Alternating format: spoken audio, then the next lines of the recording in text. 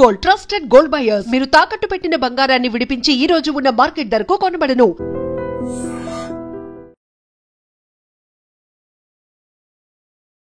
What inspired you to become a doctor? ఈ field లోకి ఎందుకు వచ్చారు, ఎలా వచ్చారు? When I become a doctor as such oncologist అవ్వాలి అన్న ఒక కాన్సెప్ట్ ఎప్పుడు స్టార్ట్ అవ్వలేదు. మెడిసిన్ చేద్దాం, డాక్టర్ అవుదాం అంతవరకే ఉంది. ఆయన చెప్పిన ఆన్సర్ నేను కన్ఫ్యూజ్ అయిపోయాను. నేను క్యాన్సర్ అంటాడు, స్టేజ్ 4 అంటాడు, ఎక్కడి నుంచి తెలియదు అంటాడు. What I'm I doing, where I'm, ఏం చేస్తున్నాను నేను ఇక్కడ అని ఒక I start really developing interest in the subject. There is no looking back after that. ఈ కేస్ అసలు it is completely out of hands అని అనుకోని ఎస్ వీ డిడ్ ఇట్ అని మీ చేతుల మీదుగా మీరు ప్రాణం పోసిన ఆ కేసెస్ గురించి చెప్పండి sir. As a doctors we do our best. ప్రాణం పోసేది బాగుంటుంది. ఫ్యూ కేసెస్ అంటే పారాడాక్సికల్, ప్రతిదీ మనం అన్నిటికీ క్రెడిట్ తీసుకోకూడదు. మేము డౌట్ఫుల్గా చెప్పి లేదండి కష్టం, తెలిసి ప్రయత్నం చేద్దాం, కష్టం అనుకున్న కేసులు కూడా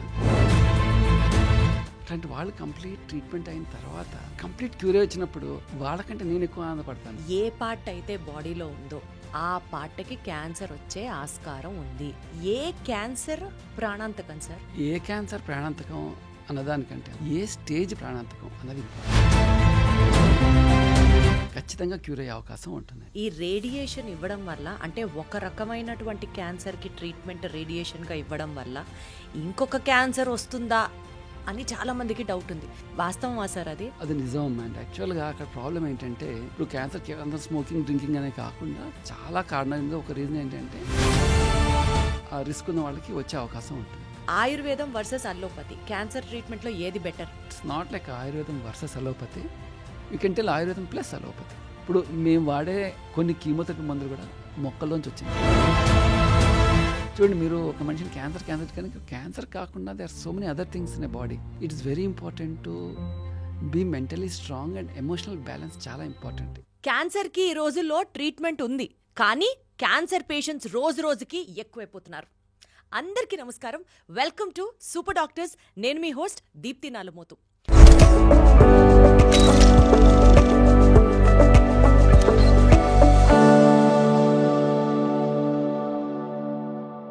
ఈరోజు మా సూపర్ డాక్టర్స్లో నేను ఇన్వైట్ చేయబోతున్న గెస్ట్ గురించి ముందుగా మాట్లాడుకోవాలి.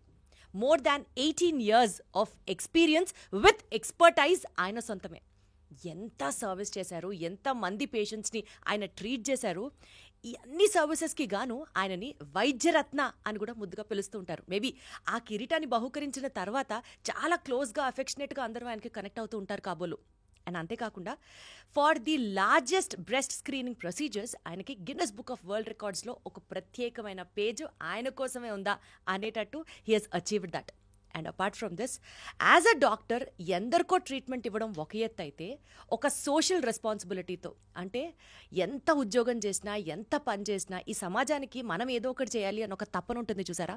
ఆ తపన కోసం ఆయన పేరుతో, అంటే సింగరాజు క్యాన్సర్ ఫౌండేషన్ సెంటర్ని స్థాపించడమే కాకుండా క్యాన్సర్ ట్రీట్మెంట్ దగ్గర నుంచి, క్యాన్సర్ స్క్రీనింగ్ దగ్గర నుంచి ఎందరికో అవేర్నెస్ కల్పిస్తూ ఈ జన్మకి ఒక డాక్టర్గా సార్థకం పొందగలుగుతున్నాను, చేయగలుగుతున్నాను, ఎక్స్పీరియన్స్ చేయగలుగుతున్నాను అంటూ ప్రతి నిమిషం మాట్లాడేటువంటి one of the best and senior oncologist from Hyderabad I have with me as a guest today in my super doctors episode, and he is none other than doctor Mallik Singaraj garu. Sir నమస్తే.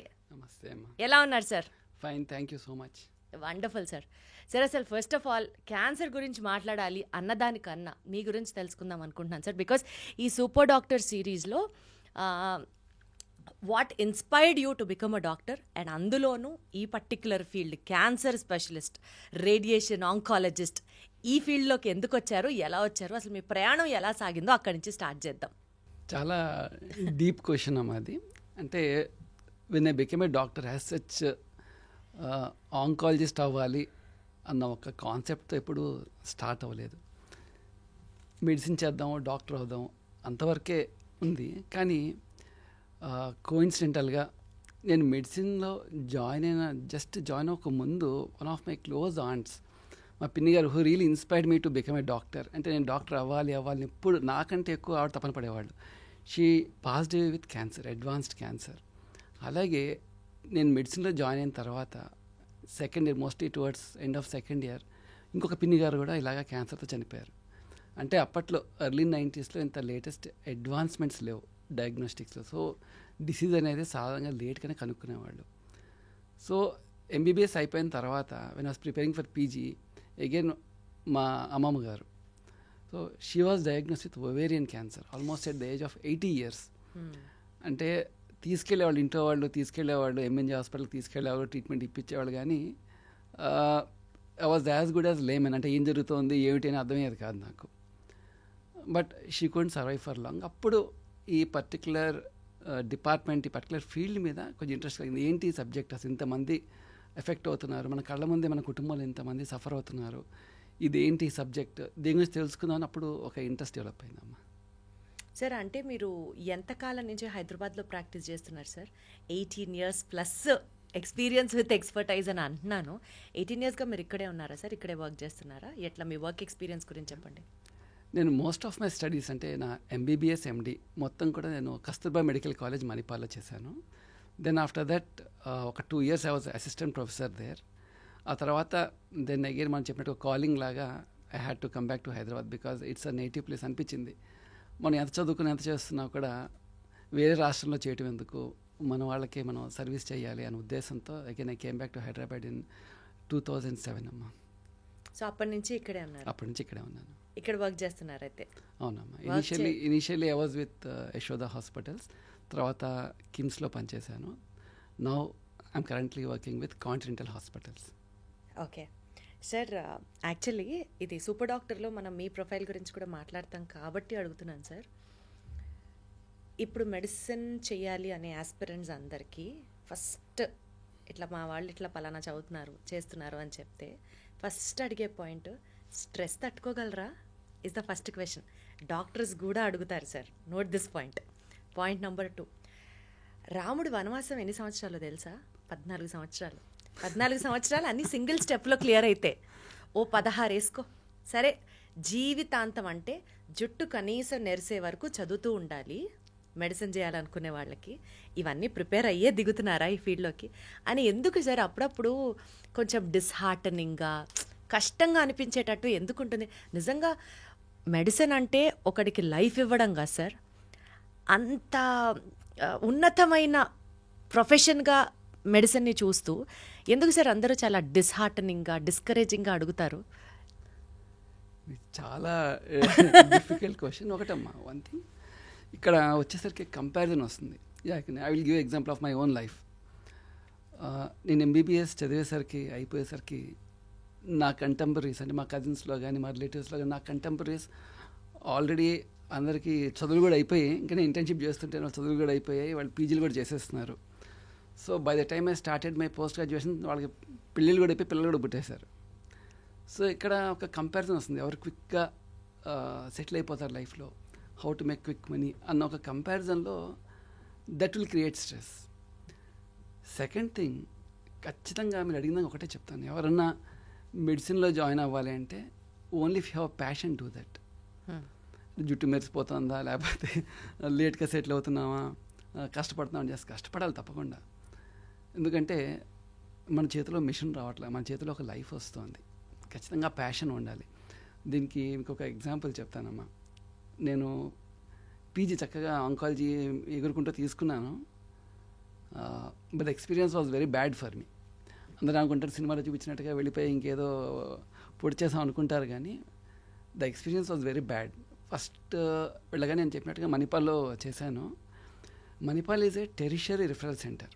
మొత్తం అప్పట్లో I'm telling about 90s and early 2000 whole different parts of Karnataka నుంచి, కేరళ నుంచి, north Karnataka, Goa, అలా different places నుంచి patients వస్తూ ఉంటాడు. అంతా డిఫికల్ట్ పేషెంట్స్ వస్తూ ఉండేవాడు. సో నేను వెళ్ళంటే ఫస్ట్ వెళ్ళగానే మాకు ఇమీడియట్గా పేషెంట్ డ్యూటీస్ ఇచ్చారు. First we have to shadow with our senior అనమాట. సో వెళ్ళగానే చూస్తే అంటే రకరకాల పేషెంట్స్ ఉన్నారు. ఎవరో ఒక ఆయన చూస్తేనేమో మొత్తం మెడ గెడ్డలు ఉన్నాయి. సీనియర్ బాస్ ఇది ఏంటి అంటే క్యాన్సర్ గెడ్డలు అన్నాడు. ఓకే సరే, మరి క్యాన్సర్ ఎక్కడి నుంచి వచ్చిందంటే తెలీదు అన్నాడు అనమాట. అంటే ఇప్పటికి కూడా ఉంటాయన్నమాట, అంటే metastatic cancers of unknown origin అని ఇప్పటికీ కూడా ఉంది. కానీ అప్పట్లో ఇంకా పెట్ స్కాన్ అవన్నీ ఇంకా ఇవాల్వ్ కాలేదు. ఆయన చెప్పిన ఆన్సర్ నేను కన్ఫ్యూజ్ అయిపోయాను. ఏంటి క్యాన్సర్ అంటాడు, స్టేజ్ 4 అంటాడు, ఎక్కడి నుంచి తెలియదు అంటాడు, అసలు వాట్ ఐ డూయింగ్, వేరే ఏం చేస్తున్నాను నేను ఇక్కడ అని ఒక రకమైన అంటే నిరుత్సాహానికి గురయ్యాను, డిసప్పాయింట్ అయ్యాను యాక్చువల్గా. ఇంక వద్దే మాకు సెట్ కాలేదు అంటే మళ్ళీ వెంటనే వెళ్ళిపోతే బాగోదు కదా, ఒక 3 నెలలు పనిచేసి మళ్ళీ నెక్స్ట్ ఇయర్ ప్రిపేర్ అవుదాంలే, ఒక 3 months ఉందాంలే అని డిసైడింగ్ మా వచ్చి ఫీజు కట్టి కూర్చున్నాం కదా. 3 months అయ్యేసరికి that turn my whole perspective అమ్మా. ఏమైందంటే ఎవరినైతే నేను వార్డ్లో దీనంగా లేకపోతే నేను చూసి భయపడేట్టుగా చూశానో వాళ్ళు కంప్లీట్ క్యూర్ అయ్యి వచ్చారన్నమాట. ఏంటి ఇతనేనా ఆ పేషెంట్ అని నేనే ఆశ్చర్యపోయాను. అప్పుడు అనిపించింది, ఇప్పుడు క్యాన్సర్ అంటే people give up. And patients కానీ మనం కామన్గా వింటూ ఉంటాం క్యాన్సర్ అంటే క్యాన్సర్ అనేసి. పేషెంట్స్ కానీ పేషెంట్ అటెండర్స్ కానీ జస్ట్ గివ్ అప్ క్యాన్సర్ అంటే. అలాంటిది we're fighting for something, we're really giving life to somebody అని అప్పుడు ఒక హోప్, రే ఆఫ్ అప్ నాలో ఎంటర్ అయితే నేను థాట్ లేదు దీన్ని పర్సూ చేయాలి, we should not give up అని. Then I started really developing interest in the subject. Then there is no looking back after that. అద్భుతం సార్, అద్భుతం అసలు. సార్ మీరు ప్రాక్టీస్ చేయడం స్టార్ట్ చేసినప్పటి నుంచి టిల్ డేట్ ఈ కేసు అసలు it is completely out of hands అని అనుకొని ఎస్ వీ డిడ్ ఇట్ అని మీ చేతుల మీదుగా మీరు ప్రాణం పోసిన ఆ కేసెస్ గురించి చెప్పండి sir. The best experience ever. ఇక్కడ ఒక మాట అమ్మా, as a doctors we do our best. ప్రాణం పోసేది భగవంతుడే. ఎందుకంటే దే ఆర్ ఫ్యూ కేసెస్, అంటే పారాడాక్సికల్ ప్రతిదీ మనం అన్నిటికీ క్రెడిట్ తీసుకోకూడదు. కొన్ని ఎర్లీ స్టేజెస్లో వస్తాయి. 100% క్యూరబుల్ అనుకున్న కేసు ఇమీడియట్ తిరగబట్టడం, ఫెయిల్ అవ్వడం జరుగుతూ ఉంటుంది. అలాగే definitely they are few cases, అంటే మేము డౌట్ఫుల్గా చెప్పి లేదండి కష్టం, వి విల్ సీ, ప్రయత్నం చేద్దాం, కష్టం అనుకున్న కేసులు కూడా బాగా తగ్గిపోయి when they come back to me I feel very happy. అంటే ఎస్పెషల్లీ ఎప్పుడన్నా మీరు మాక్సిమం మీకు సాటిస్ఫాక్షన్ వచ్చిన కేసు ఏంటి సార్? ఉందండి, 1-2 సర్వైకల్ క్యాన్సర్ పేషెంట్స్ ఉన్నారు. అంటే కష్టం, చాలా కష్టం అనుకున్న వాళ్ళు కూడా, కొన్ని బ్రెయిన్ క్యాన్సర్ పేషెంట్స్ కూడా, అంటే బతకరు వీళ్ళు అనుకున్న వాళ్ళు కూడా చాలా కాలం బతికి, అంటే మీరు ఇందాక మీరు చెప్తుంటున్నా మా ప్రొఫైల్ గురించి చెప్పారు. Just if you go through my Google reviews, most of them are in the forms of blessings only. Absolutely sir, నేను అదే అన్నాను కదా. బాగా చేశారు, బాగా చూశారు అంటాం కంటే కూడా అందరూ కూడా irrespective of across the religion and this thing, most of them in form of blessings. నేను అదే అంటాను, నాకు మీ బ్లెస్సింగ్స్ చాలండి, ఇంకేమొద్దు, ఐ ఫీల్ వెరీ హ్యాపీ అంట.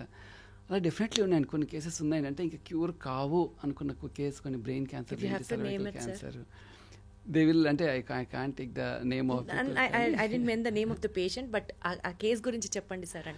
అంటే ఒక కేసు అమ్మ actually advanced case of cervical cancer అనమాట. వాళ్ళు ఇంకా ఈవెన్ ట్రీట్మెంట్ అప్పుడు కూడా కొంచెం ఇబ్బంది పడుతూ ట్రీట్మెంట్ తీసుకున్నారు. నేను కూడా మొదటి నుంచి కూడా ఒక్కసారి ఒక కేసులో డౌట్ ఉన్నప్పుడు కౌన్సిలింగ్ కూడా కొంచెం గార్డెడ్గానే చెప్తాం, ఇది కష్టమండి, చూద్దామండి అని.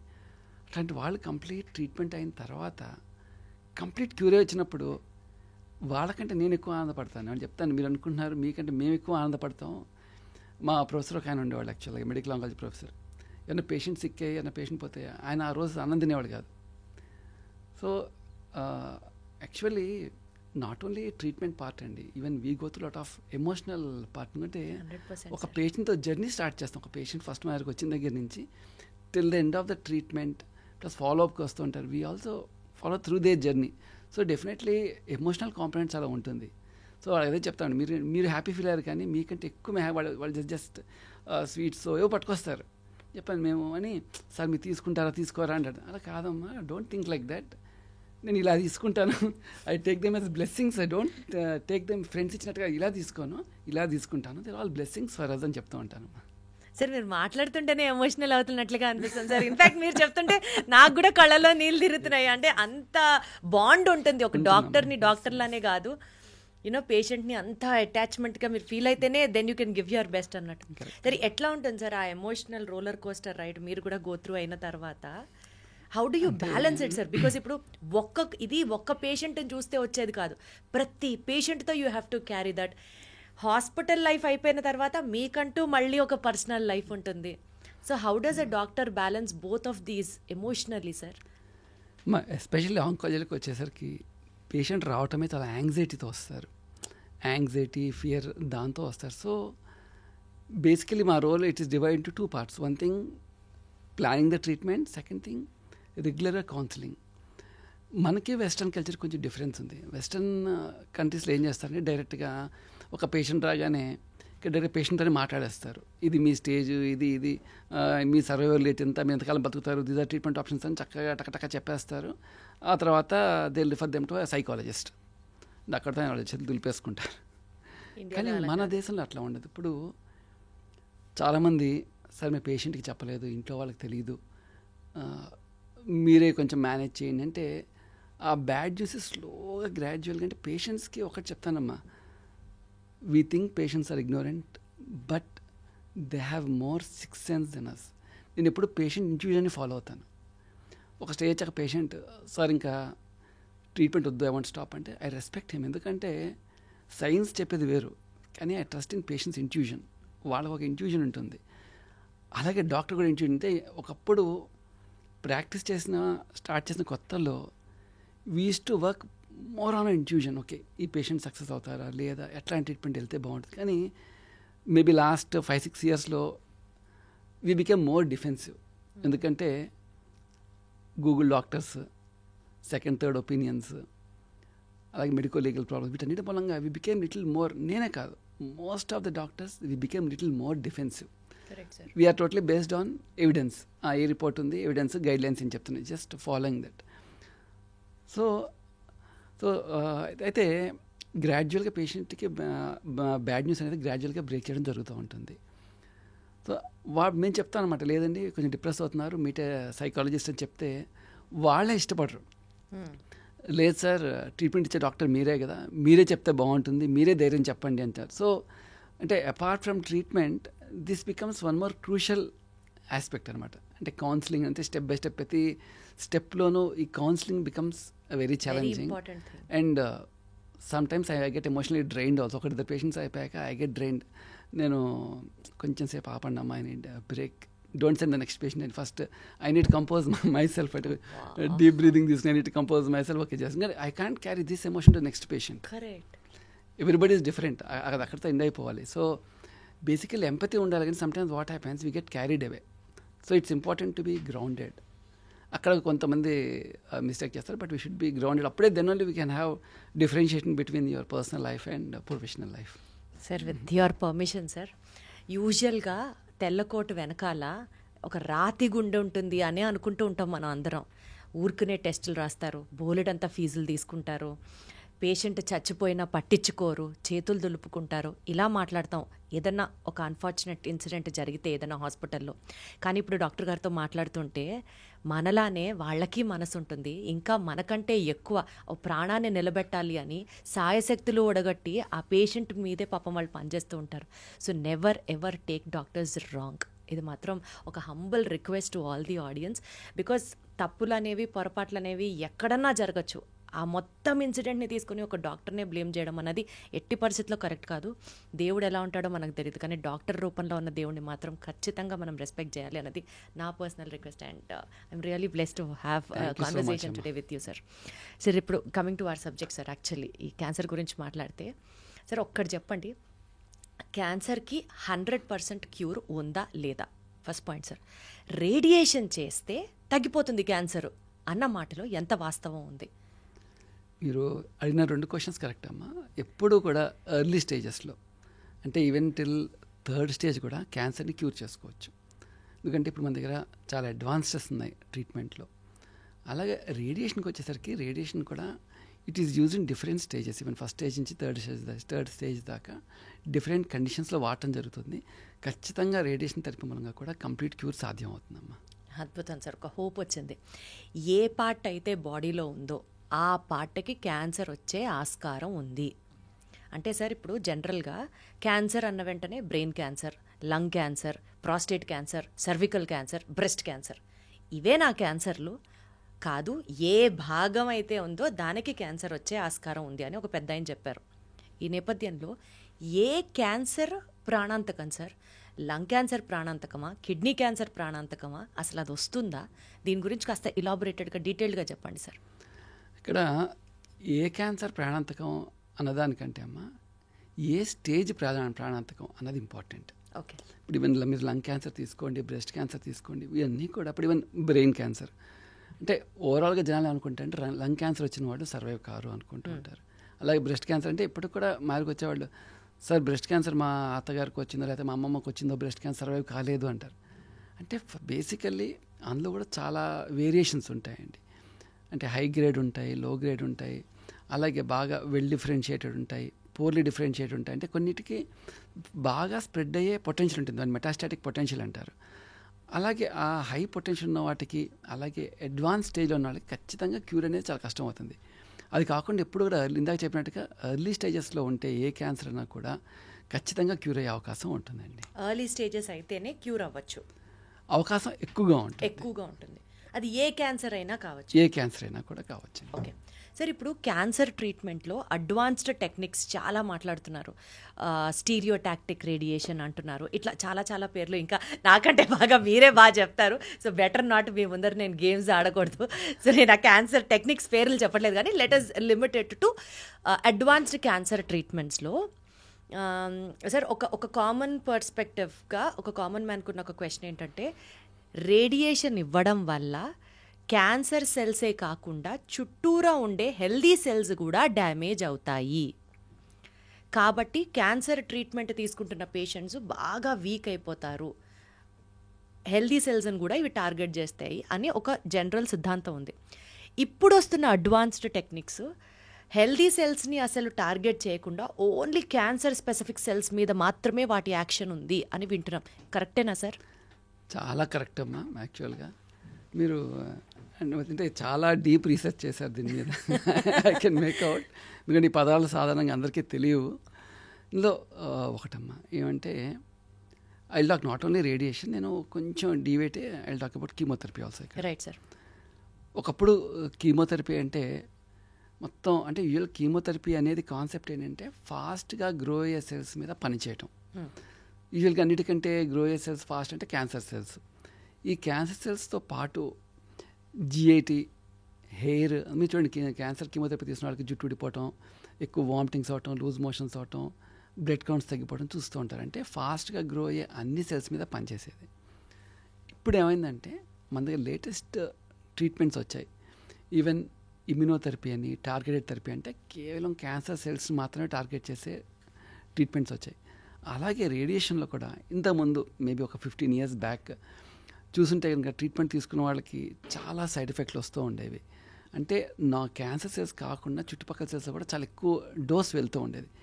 కానీ ఇప్పుడంతా రీసెంట్ టెక్నాలజీ డెవలప్ అయిన తర్వాత కేవలం క్యాన్సర్ సెల్స్, అలాగే ఏమంటారంటే క్యాన్సర్ స్ప్రెడ్ అయ్యే ఏరియాస్, హై రిస్క్ ఏరియాస్ కొన్ని ఉంటాయి, ఆ ఏరియాస్కి మాత్రం హై డోస్ ట్రీట్మెంట్ ఇస్తూ నార్మల్ సెల్స్కి తక్కువ డోస్ రేడియేషన్ ఇచ్చే అవకాశం ఉంది. ఇందాక మీరు చెప్పినట్టుగా స్టీరియోటాక్టిక్ రేడియేషన్ ఏంటి, ఐజీఆర్టీ అంటే ఇమేజ్ గైడ్ రేడియేషన్, ఐఎంఆర్టీ, ఇవన్నీ కూడా లేటెస్ట్ టెక్నిక్స్ మూలంగా ఎక్కువ క్యాన్సర్ సెల్స్ ప్లస్ క్యాన్సర్ చుట్టూ ఉన్న ఏరియాస్కి మాత్రమే ఫోకస్ చేస్తూ, అలాగే చుట్టుపక్కల సరౌండింగ్ ఎక్కడైతే క్యాన్సర్ స్ప్రెడ్ అయ్యే రిస్క్ ఉంటుందో వాటికి కొంచెం ఎక్కువ డోస్ ఇచ్చుకుంటాం, లీస్ట్ సైడ్ ఎఫెక్ట్స్ ట్రీట్మెంట్ ఇచ్చే అవకాశం ఉందండి. అద్భుతం సార్. సార్ ఇప్పుడు ఈ రేడియేషన్ అనేది క్యాన్సర్ని ఎర్లీగా డిటెక్ట్ చేస్తుందా, లేదా డిటెక్షన్ కాకుండా ఓన్లీ ట్రీట్మెంట్ అప్పుడే మీరు రేడియేషన్ ఇస్తారా? అండ్ ఏ స్టేజ్లో ఏ రేడియేషన్ ఇంపార్టెంట్ అనేది మీరు అసలు ఎట్లా ప్లాన్ చేసుకుంటారు sir? What does the mode of treatment happen? How does it happen? చెప్పాలంటే ఎర్లీ 80s లేట్ 80s దాకా ఈ రేడియాలజీ అనేది కామన్గా ఉండేది. మొత్తం మీరు చెప్పినట్టుగా స్కానింగ్ దగ్గర ట్రీట్మెంట్ దాకా అంతా కలిపి రేడియాలజీ కిందే ఉండేది. ఓకే. తర్వాత టువర్డ్స్ లేట్ 80s దాన్ని డివైడ్ చేశారు, డయాగ్నోస్టిక్ రేడియాలజీ, థెరపటిక్ రేడియాలజీ అనేసి. సో మేము క్యాన్సర్ ట్రీట్మెంట్ ఇచ్చేదాన్ని రేడియేషన్ థెరపీ అంటాం జరుగుతూ ఉంటుంది. సో ఈ రేడియేషన్ ట్రీట్మెంట్ అప్పుడు మనం డిసీజ్ని గుర్తించలేము. ఆల్రెడీ స్కాన్స్తో అయితే ఎంఆర్ఐ, సిటీ, పెట్ స్కాన్ ఇవన్నీ ఉన్నాయో వాటి ద్వారా స్టేజింగ్ చేయడం జరుగుతుంది. అలాగే బయాప్సీ చేయడం ద్వారా వ్యాధి నిర్ధారణ జరుగుతుంది. అందరం ముఖ పరీక్ష అంటారు కదా, దాన్ని బయాప్సీ అంటారు. ఒకసారి మనకి డయాగ్నోస్ అయిన తర్వాత స్టేజింగ్ ఇవాల్యుయేషన్ చేస్తాం, అంటే డిసీజ్ ఎక్కడికి స్ప్రెడ్ అయ్యింది. దానికోసం డిఫరెంట్ మొడాలిటీస్ ఉంటాయి. ఒకసారి ఎంఆర్ఐ వాడతాం, ఒకసారి పెట్ స్కాన్ వాడతాం. ఇవన్నీ వాడిన తర్వాత సాధారణంగా మాకు ట్యూమర్ బోర్డు ఉంటుంది, అంటే అందులో డిఫరెంట్ డాక్టర్స్ ఉంటారు, surgeon, medical oncologist, radiation oncologist, pathologist, వీళ్ళందరూ ఉంటారు. సో ఒక కేసు వచ్చిన తర్వాత ఏ స్టేజ్ ఎలా ఉంది, what are the risk factors అన్ని ఇవాల్యుయేట్ చేసుకున్న తర్వాత టైప్ని బట్టి కొన్ని క్యాన్సర్స్కి ఫస్ట్ కీమోథెరపీ ఇస్తారు, కొన్ని స్టేజెస్కి ఫస్ట్ కీమోథెరపీ ఇస్తారు, కొన్ని స్టేజెస్కి రేడియేషన్తో పాటు కీమోథెరపీ ఇస్తారు, కొన్ని వ్యాధులకి ఓన్లీ రేడియేషన్ మాత్రమే ఇస్తారు. అంటే మెయిన్గా depend on the type of disease and stage of the disease. దాని ప్రకారంగా ట్యూమర్ బోర్డ్లో డెసిషన్ తీసుకున్న తర్వాత then we will start the process of radiation. అంటే ఒక పేషెంట్ చిన్న ప్రాసెస్ చెప్తానండి. రేడియేషన్ కోసం వచ్చిన తర్వాత ఫస్ట్ మేము ఏం చేస్తామంటే ఒక ఇమ్మొబిలైజేషన్ చేస్తాం. అంటే ఫర్ ఎగ్జాంపుల్ సాధారణంగా రేడియేషన్ అనేది on an average 5 to 6 weeks జరుగుతూ ఉంటుంది అండ్ డైలీ 15-20 minutes ట్రీట్మెంట్ నడుస్తూ ఉంటుంది. సో ఫస్ట్ ఒక ఇమ్మొబిలైజేషన్ చేస్తాం అనమాట, మాస్క్ లాగా చేసి. తర్వాత మేము ఒక ప్లానింగ్ సిటీని ఒక సిటీ స్కాన్ తీసుకుని ఆల్రెడీ ఇంతకుముందు వాళ్ళు తీసిన పెట్ సిటీ అవన్నీ ఇమేజెస్, ఎంఆర్ఐ ఇమేజెస్ అన్ని మేము ఫ్యూజ్ చేసుకుని then will do the process of planning అనమాట. ఇందాక మీరు అడిగారు చూడండి, ఎక్కడైతే వ్యాధి ఉందో అక్కడికి రేడియేషన్ ఇవ్వటం, చుట్టుపక్కల క్రిటికల్ ఆర్గన్స్ ఏమున్నాయి ఐడెంటిఫై చేసుకుంటూ దేనికి డోస్ ఎట్లా తక్కువ ఇవ్వాలి అని మొత్తం అంతా ప్లాన్ చేసుకుని మేము మా తర్వాత ఫిజిసిస్ట్ టీమ్ ఉంటుంది. సో మాకు ఒక 2 to 3 days టైం పడుతుంది మొత్తం ప్లానింగ్కి. Then we go for the treatment process అమ్మ. నిజంగా దేవుళ్ళు సార్, మీరు నిజంగా ఇంతమంది పని చేస్తారా, ఇంతమంది బ్రెయిన్ స్టార్మింగ్ చేసుకుంటారా ట్రీట్మెంట్ ఇచ్చేటప్పుడు? సార్ ఇప్పుడు ఇందాకటి నుంచి మీరు కొన్ని స్టేజెస్లో ఒట్టి కీమో ఇస్తాము, కొన్ని స్టేజెస్లో రేడియేషన్ ఇస్తాము ఇట్లా అంటున్నారు కదా. క్యాన్సర్ ట్రీట్మెంట్లో రేడియేషన్ అంటే ఏంటి, కీమోథెరపీ అంటే ఏంటి, ఈ రెండు ఎలా పనిచేస్తాయి అండ్ ఏ స్టేజ్లో ఏది సజెస్ట్ చేస్తారు, ఎలా సజెస్ట్ చేస్తారు? ఒకటండి, రేడియేషన్ అంటే కరెక్ట్గా అందరికీ అర్థంగా చెప్పాలంటే కాంతి కిరణాలు, హై ఎనర్జీ రేస్ అని చెప్పచ్చు రేడియేషన్ థెరపీ అంటే. దాన్ని మేము మిషన్ ద్వారా, రేడియేషన్ మిషన్ ద్వారా ఇవ్వడం జరుగుతూ ఉంటుంది. అలాగే కీమోథెరపీ అంటే మెడిసిన్, ఇంజెక్షన్స్ రూపంలో లేకపోతే ట్యాబ్లెట్స్ రూపంలో ఇచ్చే మందు అనమాట. సో రేడియేషన్ అనేది ఎప్పుడు కూడా లోకల్గానే పనిచేస్తుంది. ఎక్కడైతే క్యాన్సర్ ఎఫెక్ట్ అయిందో ఆ పార్ట్లో మాత్రం లోకల్గా మాత్రమే పనిచేస్తుంది. కానీ ఇందాక చెప్పినట్టుగా జనరల్ కీమోథెరపీ అనేది సిస్టమిక్గా పనిచేస్తుంది. బాడీ మొత్తం మీద ఎక్కడెక్కడైతే ఈ క్యాన్సర్ కెనాల్ స్ప్రెడ్ అయ్యే ఛాన్స్ ఉంటుందో, ఈవెన్ అడ్వాన్స్ స్టేజెస్లో కూడా, స్టేజ్ 4లో కూడా మెయిన్గా బాడీ అంతా పనిచేస్తుంది కీమోథెరపీ. ఈ డెసిషన్ అనేది బేసిక్లీ ఇవన్నీ కూడా ఇంటర్నేషనల్ గైడ్లైన్స్ ఉంటాయండి మాకు. సో దాని ప్రకారం అంటే ఎప్పటికప్పుడు గైడ్లైన్స్ అప్డేట్ అవుతూ ఉంటాయి. అంటే ఇవాళ రోజున దీనికి కీమోథెరపీ ఇవ్వాలనేది 2 లేక గైడ్లైన్ మారచ్చు ఆఫ్టర్ ఫ్యూ ఇయర్స్. సో బేసిక్గా గైడ్లైన్స్ ప్రకారం అంటే ఏ డిసీజ్ కీమోకి ఎక్కువ రెస్పాండ్ అవుతుంది, ఏ డిసీజ్ రేడియేషన్కి రెస్పాండ్ అవుతుంది, ఇవన్నీ కూడా మన క్లినికల్ స్టడీస్ జరుగుతూ ఉంటాయి. దాని ప్రకారంగా ట్రీట్మెంట్ డెసిషన్ తీసుకోవడం జరుగుతుంది అన్నమాట. లైక్ ఫర్ ఎగ్జాంపుల్ ఏ క్యాన్సర్స్కి రేడియేషన్ ఎక్కువ పనిచేస్తుంది, ఏ క్యాన్సర్స్కి కీమోథెరపీ పనిచేస్తుంది సార్, సక్సెస్ రేట్ దేనికి ఎక్కువ ఉంటుందంటే అట్లా కంపేర్ చేయొచ్చా సార్ మనం? చేయొచ్చాం. అంటే పర్టికులర్గా ఇందులో చాలా రకాల క్యాన్సర్స్ ఉంటాయి. అంటే ఈచ్ టైప్ ఆఫ్ ఒక పర్టికులర్ పార్ట్లో వచ్చే క్యాన్సర్లో చాలా రకాలు ఉంటాయి. అందులో మన స్క్వామస్ సెల్ కార్సినోమా అంటారు, ఎడ్నోకార్సినోమా అంటారు, పోలిడిఫరెన్షియేట్ అంటారు, అలా చాలా రకాలు ఉంటాయి. పర్టికులర్ కొన్ని type example squamous cell carcinoma అంటే, స్క్వామస్ సెల్ కార్సినోమా అంటే సాధారణంగా గొంతుకి నోటికి వచ్చేది, సర్వైకల్ క్యాన్సర్కి వచ్చేవి ఎక్కువగా స్క్వామస్ సెల్ కార్సినోమాస్ ఉంటాయి. అవి రేడియేషన్కి చాలా బాగా కంట్రోల్ అవుతాయి. కానీ కొన్ని క్యాన్సర్స్ ఎడ్నో కార్సినోమా అంటారు, ఇంకా డిఫరెంట్ స్మాల్ సెల్ కార్సినోమాస్, అవన్నీ కూడా ఎక్కువగా కీమోథెరపీకి రెస్పాండ్ అవుతాయి. అలాగే బ్లడ్ క్యాన్సర్స్ కూడా మెయిన్గా కీమోథెరపీతోనే బాగా రెస్పాండ్ అవుతాయి. అచ్చా సరే, సర్వికల్ క్యాన్సర్కి కానీ brain cancer, it is also called as గ్లయోబ్లాస్టోమా, దీనికి రేడియేషనే ఎక్కువ బాగా పనిచేస్తుంది, అదే మ్యాండేటరీ అని విన్నాను, కరెక్టేనా సార్? ఒకటి సర్వైకల్ క్యాన్సర్లో ఫస్ట్ స్టేజ్ అంటే చాలా ఎర్లీ స్టేజ్లో first treatment of choice is always surgery. Okay, ఒకళ్ళకి కొంచెం స్టేజ్ 2 దాటిన తర్వాత నుంచి ఖచ్చితంగా రేడియేషన్ ఇవ్వాల్సి వస్తుంది. ఇప్పుడు ఆపరేషన్ అవకాశం ఉండదు. అలాగే రేడియేషన్తో పాటు కీమోథెరపీ కూడా ఇవ్వాల్సి వస్తుంది. ఇందాక మీరు అడిగినట్టుగా బ్రెయిన్ ట్యూమర్స్లో again once again it has a big spectrum. ఒకటేమో చాలా లో గ్రేడ్ నుంచి హై గ్రేడ్, ఇందాక మీరు చెప్పిన గ్లయోబ్లాస్టోమా అని చాలా హై గ్రేడ్ అనమాట. సో దానికి వీటన్నిటికీ first treatment of choice brain ట్యూమర్స్కి సర్జరీ చేసిన తర్వాత మీరు చెప్పినట్టుగా హై గ్రేడ్ ఉంటే కనుక, ఆర్ లేకపోతే కంప్లీట్గా ఒకసారి క్రిటికల్ ఏరియాలో ఉంది కంప్లీట్గా తీయలేకపోతే కనుక ఖచ్చితంగా రేడియేషన్ ఇవ్వాల్సి వస్తుందమ్మా. సార్ ఇప్పుడు మీరు సర్జరీ అన్నారు కదా, కొన్ని పేషెంట్స్కి సర్జరీ చేసిన తర్వాత కూడా, క్యాన్సర్కి సంబంధించి సర్జరీ చేశాక కూడా అక్కడక్కడ కొన్ని క్యాన్సర్ కణాలు శరీరంలో ఉండిపోవచ్చు, లేదా ఒక 5 years బాగుంటారు, 7 years బాగుంటారు, తిరిగి మళ్ళీ క్యాన్సర్ వచ్చే ఆస్కారం ఉంది అని వింటూ ఉంటాం. ఎందుకు సార్ అట్లాగా? అంటే సర్జరీలో సాధారణంగా కంటికి కనిపించిన వ్యాధిని తీసేయటం జరుగుతూ ఉంటుంది. అంటే బేసిక్గా వాళ్ళు డాక్టర్స్ కూడా రిపోర్ట్స్ చూసి, ఎంఆర్ఐ రిపోర్ట్స్ కానీ పెట్ స్కాన్ రిపోర్ట్ బేసిస్ మీద కంటికి కనిపించినంత తీయగలుగుతారు. కంటే కొన్నిసార్లు కంప్లీట్గా తీయడం సాధ్యం కాదు, క్రిటికల్ స్ట్రక్చర్స్ ఉంటాయి. అలా కొంత సబ్ క్లినికల్ డిసీజ్ ఉంటుంది, అంటే కంటికి కనపడింది ఉంటుంది. అదే ఒకసారి మార్జిన్స్ పాజిటివ్ వస్తూ ఉంటాయి, ఇంకొకసారి చుట్టుపక్కల నోట్స్ అంటారు, నోట్స్ కూడా స్ప్రెడ్ అవ్వడం జరుగుతూ ఉంటుంది. సో వాటికి సర్జరీ తర్వాత ఖచ్చితంగా రేడియేషన్ కానీ కీమోథెరపీ కానీ ఇవ్వాల్సి వస్తుందమ్మా. సో వాటితో కంప్లీట్గా మనం ఆ స్ప్రెడ్ ఆఫ్ ది క్యాన్సర్ సెల్స్ని అరికట్టచ్చా సార్? చాలా మటుకు అరికట్టే అవకాశం ఉంటుందండి. సార్, క్యాన్సర్కి సంబంధించి latest techniques, modes of treatment చాలా వచ్చాయి అని మనం మాట్లాడుకున్నా సరే, ఒక క్యాన్సర్ పేషెంట్ ట్రీట్మెంట్ అండర్గో అవుతున్న పేషెంట్ని చూస్తే ఖచ్చితంగా తెలిసిపోతుంది సార్. జుట్టు ఊడిపోవడం దగ్గర నుంచి, మనిషి బాగా చిక్కిపోవడం దగ్గర నుంచి, ఇలాంటి సైడ్ ఎఫెక్ట్స్తో కూడినటువంటి క్యాన్సర్ ట్రీట్మెంటే మనం ఇప్పటిదాకా చూస్తున్నాం. అయితే సార్, ఈ వీక్నెస్ కానీ, ఆకలి లేకపోవడం కానీ, జుట్టు ఊడిపోవడం కానీ, నీరసం అయిపోవడం కానీ, ఇదంతా ఈ ట్రీట్మెంట్లో వచ్చే సైడ్ ఎఫెక్ట్ అంటే టెంపరీయా సార్? లేదా క్యాన్సర్ నుంచి నయమయ్యారంటే ఇంకా వాళ్ళు పర్మనెంట్గా అవన్నీ యాక్సెప్ట్ చేసేసేయాలా? So most of the side effects are temporary అమ్మ. అంటే ఇందాక మీరు చెప్పినట్టుగా వెయిట్ లాస్, వీక్నెస్, అలాగే కొంతమందికి కొంచెం ఆకలి లేకపోవటం ఉంటుంది, వికారంగా ఉంటుంది. ఇవన్నీ కూడా ట్రీట్మెంట్ తాలూకు సైడ్ ఎఫెక్ట్స్. అంటే చాలాసార్లు రేడియేషన్తో పాటు కీమోథెరపీ కూడా యాడ్ చేయడం జరుగుతూ ఉంటుంది.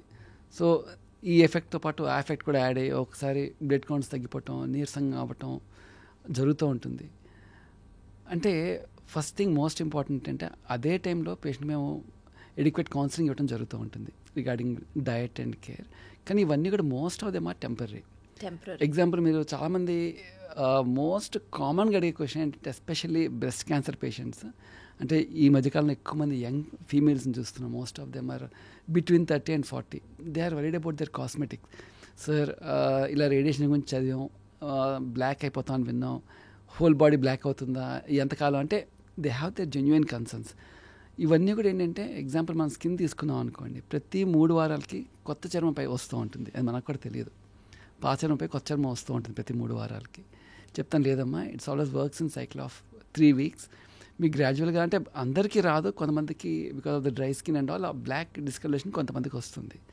అవన్నీ ఏదో 3 weeks కానీ 6 weeks కానీ again they'll get back their own normal skin. So సాధారణంగా ఈ ఎఫెక్ట్స్ అన్నీ కూడా ఒక 3 to 6 weeks పాటు ఉంటాయండి. కొంతమందికి depending upon again patient general condition కొంత ప్రొలాంగ్ అవ్వచ్చు, కానీ ఏదైనా కూడా ఒక 8 weeks లోపల అన్ని సైడ్ ఎఫెక్ట్స్ తగ్గిపోయి they will come back to their normal. జుట్టు కూడా నార్మల్గా వచ్చేయచ్చా సార్? వస్తుందండి ఖచ్చితంగా. కీమోథెరపీ ఆపేసిన తర్వాత అట్లీస్ట్ కొంతమందికి 3 months పట్టచ్చు. నేను అందరికీ మా అమ్మమ్మ గారు ఎగ్జాంపుల్ చెప్తానమ్మా. ఆవిడ 80 years లోపల వెన్ షీ టుక్ కీమోథెరపీ, అంటే ఆవిడ చిన్నప్పటి నుంచి చూసినప్పుడు కొంచెమే జుట్టు ఉండేది, ఎప్పుడు ఆ పెద్ద జుట్టు చూడలేదు, మొత్తం జుట్టు ఊడిపోయింది. ఆ కీమోథెరపీ అయిపోయాక షీ గాట్ నీ లెంగ్త్ లాంగ్ హెయిర్ వచ్చేసింది అనమాట, వైట్. నేను అంటే మై లైఫ్ ఎప్పుడు చూడలేదు ఆవిడ అంత హెయిర్తో. సో అందరికి అదే ఎగ్జాంపుల్ చెప్తూ ఉంటాను. But definitely after 3 months again వాళ్ళకి, అంటే అప్పటికి సైడ్ ఎఫెక్ట్స్ తగ్గిపోతాయి. కీమోథెరపీ అంటే కీమోథెరపీతో కానీ హెయిర్ లాసే కాదండి, కొంతమందికి స్కిన్ డార్క్ అవటం, నెయిల్స్ డార్క్ అవటం, కొంచెం నరాలు తిమ్మిర రావటం అన్నీ కూడా ఉంటాయి. ఇవన్నీ కొంచెం ఈ నర్వ్కి సంబంధించి కొంచెం ఎక్కువ టైం పడుతుంది. కానీ ఏదైతే ఫాస్ట్గా, అంటే స్కిన్, నెయిల్స్, స్కిన్, హెయిర్ అవి చాలా ఫాస్ట్గా రికవర్ అయిపోతాయి మళ్ళీ. Got it sir. సార్, ఇప్పుడు మనం ఈ రేడియేషన్ గురించి మాట్లాడుకుంటున్నాం కదా, ఈ రేడియేషన్ ఇవ్వడం వల్ల, అంటే ఒక రకమైనటువంటి క్యాన్సర్కి ట్రీట్మెంట్ రేడియేషన్గా ఇవ్వడం వల్ల ఇంకొక క్యాన్సర్ వస్తుందా అని చాలామందికి డౌట్ ఉంది. బికాజ్ ఈ రేడియేషన్ సైడ్ ఎఫెక్ట్లా అది కూడా ఆలోచిస్తే వాస్తవమా సార్ అది? కొన్ని సందర్భాల్లో అది నిజం అమ్మా. అంటే యాక్చువల్గా అక్కడ ప్రాబ్లం ఏంటంటే, ఆల్రెడీ బాడీలో ఒక జీన్స్లో ఒక ప్రాబ్లం ఉంటుంది. అంటే repair mechanism, genetic repair mechanism అంటారు. ఇప్పుడు క్యాన్సర్ కేవలం స్మోకింగ్, డ్రింకింగ్ అనే కాకుండా చాలా కారణాలు. ఒక రీజన్ ఏంటంటే repairing capacity, genes repairing capacity తగ్గిపోయినప్పుడు ఒక్కొక్కసారి ట్రీట్మెంట్ ఇచ్చినాక వ్యాధి తగ్గినా కూడా మళ్ళీ తిరిగి వచ్చే అవకాశం ఉంటుందా? కొంతమందికి ఉంటుంది, అందరికీ ఉండదు. కొంతమందికి కొంచెం జెనెటికల్గా ఆ రిస్క్ ఉన్న వాళ్ళకి వచ్చే అవకాశం ఉంటుంది. సో అది కూడా డాక్టర్స్ ఎప్పటికప్పుడు నోట్ చేసుకుంటూనే ఉంటారు కదా సార్? అది కూడా అందుకే పేషెంట్స్కి ఇక్కడ ఒక ఛాలెంజ్ ఏంటంటే అమ్మా, మన దేశంలో ట్రీట్మెంట్ అయ్యాక ఫస్ట్ ఫ్యూ మంత్స్ ఫాలోఅప్కి వస్తారు, తర్వాత ఫాలోఅప్కి రారు. అంటే 2 అనుకోవాలి మేము, అంటే patient is doing good or patient is normal అనుకోవాలి. కాదు ఏంటంటే ఇక్కడ బాగున్నాను సార్ అందుకే రాలేదంటారు, మళ్ళీ ప్రాబ్లం వచ్చేదా కానీ రారు వాళ్ళు. అంటే మేము ఎందుకు ఫాలోఅప్ పిలుస్తామంటే, first thing how they have tolerate the treatment side effects ఎట్లా ఉన్నాయి, వాళ్ళు సైడ్ ఎఫెక్ట్స్ ఎట్లా కోపప్ చేసుకుంటున్నారు, వాళ్ళ ఫిజికల్ వెల్బీయింగ్ ఎట్లా ఉంది, క్యాన్సర్ ఎట్లా ఉంది. అంటే we have to look in to so many aspects. కేవలం క్యాన్సర్ని ట్రీట్ చేసామని కాకుండా కొంతమందికి ఆ తర్వాత థైరాయిడ్ ప్రాబ్లమ్స్ రావటం, హార్మోన్ ప్రాబ్లమ్స్ వస్తూ ఉంటాయి. So we have to look at the holistic picture. అంటే జనరల్ వెల్బీయింగ్ ఎట్లా ఉంది అనేది we have to follow up regularly. అది కాకుండా రెగ్యులర్గా మళ్ళీ క్యాన్సర్ తిరిగి వచ్చిందా లేదా అని కూడా టెస్ట్లు, బ్లడ్ టెస్ట్ కానీ స్కాన్స్ కానీ చేయడం జరుగుతూ ఉంటుంది. చాలామంది ఏం చేస్తారంటే ఒక 1 year 2 years వచ్చి తర్వాత రావడం మానేస్తారు. క్యాన్సర్ తగ్గిపోయింది కానీ రెగ్యులర్గా అట్లీస్ట్ డాక్టర్స్కి రెగ్యులర్గా 5 years పాటు ఫాలోఅప్లో ఉండాలి. 5 years ఉండాలా సార్? అబ్బా. అంటే ఇప్పుడు కూడా ఫస్ట్ 2 yearsలో తిరిగి వచ్చే ఛాన్స్ చాలా ఎక్కువగా ఉంటుంది, ఆ తర్వాత ఛాన్స్ చాలా తక్కువగా ఉంటుంది. బట్ స్టిల్ 5 years పాటు ఫాలోఅప్లోనే ఉండడం ఎంతైనా మంచిది. బికాస్ క్యాన్సర్నే ఫైట్ చేసినప్పుడు ఫాలోఅప్ ఉంది సార్, డెఫినెట్లీ రావాలి. Correct sir. ఇప్పుడు లంగ్ క్యాన్సర్కి ఒకలాంటి రేడియేషను, ప్రాస్టేట్ క్యాన్సర్కి ఒకలాంటి రేడియేషను, ఇట్లా క్యాన్సర్ని బట్టి రేడియేషన్ స్ట్రెంగ్త్ని కానీ ఏ కైండ్ ఆఫ్ రేడియేషన్ కానీ ఇట్లా అంతా డిసైడ్ అవుతారా మీరు? దానికి కూడా గైడ్ లైన్స్ ఉంటాయా? చాలా డీప్ క్వశ్చన్ అడిగాము. But very true. ఏంటంటే టైప్ ఆఫ్ క్యాన్సర్ని బట్టి మేము బేసిక్ అంటే ఇచ్చే రేడియేషన్ మోర్ ఆర్ లెస్ ఒకటే ఉంటుంది. అంటే ఆ మిషన్ నుంచి వచ్చే రేడియేషన్ అనేది ఒకటే ఉంటుంది, కానీ స్ట్రెంగ్త్ అంటే రోజు ఇచ్చే డోసు కొంతమందికి కొన్ని కండిషన్స్ బట్టి కొంతమందికి 5 daysలో ట్రీట్మెంట్ అయిపోతుంది, కొంతమందికి 3 weeksలో అవుతుంది, కొంతమందికి 5 weeks 6 weeks అలాగా టైప్ ఆఫ్ డిసీజ్ స్టేజ్ని బట్టి మారుతూ ఉంటుంది, పేషెంట్ కండిషన్ బట్టి కూడా. కానీ మీరు చెప్పినట్టుగా ఇవి కూడా ఖచ్చితంగా everything we have to follow guide lines అండి. మన సొంత పైత్యం పనిచేయదు. వీ కాంట్ యూజ్ అవర్ అంటే పేషెంట్ కోసం కొంతవరకు కస్టమైజ్ చేయొచ్చు, కానీ we can't have our own guidelines. Everything కూడా అన్నీ కూడా ఇంటర్నేషనల్ గైడ్లైన్స్ ప్రకారం ఫాలో అవుతూ ఉంటాం. కాకపోతే కొంతమంది చుట్టుపక్కల క్రిటికల్ స్ట్రక్చర్స్ని బట్టి పర్ డే డోస్ ఎంత ఇవ్వాలి, అయితే ఓవరాల్ డోస్ ఎంత ఇవ్వాలి అన్నది డిసైడ్ చేయడం జరుగుతుంది. కేస్ టు కేస్ బేస్ మీద డిసైడ్ చేయడం జరుగుతూ ఉంటుందండి. సార్ అంటే ఇప్పుడు ఈ ChatGPT ఎరాలో అందరూ యూట్యూబ్ డాక్టర్లని ఫాలో అయిపోయిన తర్వాత everybody has so much of medical awareness sir. ఒకప్పటితో పోల్చుకుంటే ఇప్పుడు అందరికీ క్యాన్సర్ పట్ల అవగాహన, ఏ జబ్బు పట్ల అయినా సరే ఈక్వల్గా అవగాహన వచ్చేసింది. ఈ నేపథ్యంలో ఎక్కడో చూశాను సార్ ఇది ఆర్టికల్లో, Stage 1లో ఉన్నప్పుడు క్యాన్సర్ అసలు రేడియేషన్ ఇవ్వాల్సిన అవసరం లేదు అని ఎవరో చెప్పారు. అది అసలు కరెక్టా, లేదా Stage 1లో కూడా రేడియేషన్ ఇస్తున్నారు అని అంటే వాళ్ళకి ఓవర్ రేడియేషన్ ఇచ్చేస్తున్నారా? ఈ క్వశ్చన్ నేను ఎందుకు అడుగుతున్నానంటే సార్, మెడిసిన్ డాక్టర్ ఇచ్చింది ఓవర్ బోర్డ్ అని అప్పుడప్పుడు పేషెంట్కి అనిపిస్తూ ఉండొచ్చు. ఏ పాయింట్లో అది ఓవర్ బోర్డు, ఏ పాయింట్లో చాలా ఎక్కువైపోతుంది అని ఎప్పుడు అనుకోవాలి సార్? ఇది నేను కంప్లీట్గా ఒక డాక్టర్ని తప్పు పట్టడానికో లేకపోతే జనాలకు అవేర్నెస్ లేదనో అడగట్లేదు ఈ question. To maintain that balance ఈ క్వశ్చన్ అడుగుతున్నాం మిమ్మల్ని. 100% డాక్టర్ని నమ్మే వెళ్ళాలి, అదే అసలు అల్టిమేట్. బట్ ఇప్పుడున్న టెక్నాలజీకి సంబంధించి అడుగుతున్నాను నేను మిమ్మల్ని ప్రశ్న. కొన్ని క్యాన్సర్స్లో ఎస్పెషల్లీ ఎగ్జాంపుల్ మీకు చెప్పాలంటే సర్వైకల్ క్యాన్సర్, ఇందాక మనం రిపీటెడ్గా వాడుతున్నాం కాబట్టి కామన్ కాబట్టి will talk about that. Stage 1 ఉన్న ఆపరేషన్ చేసే పొజిషన్లో అంటే కోమార్బిడిటీస్ ఉంది, సర్జరీ చేయలేకపోతే radiation is the only treatment of first స్టేజ్లో కూడా. First stage is absolute. ఎందుకంటే కొన్ని కోమార్బిడిటీస్ ఉండి సర్జరీ చేయలేని పొజిషన్ ఉండొచ్చు, హార్ట్ కండిషన్ ఉండొచ్చు, వేరే కండిషన్స్ ఉండొచ్చు, or patient may not be willing for some reason.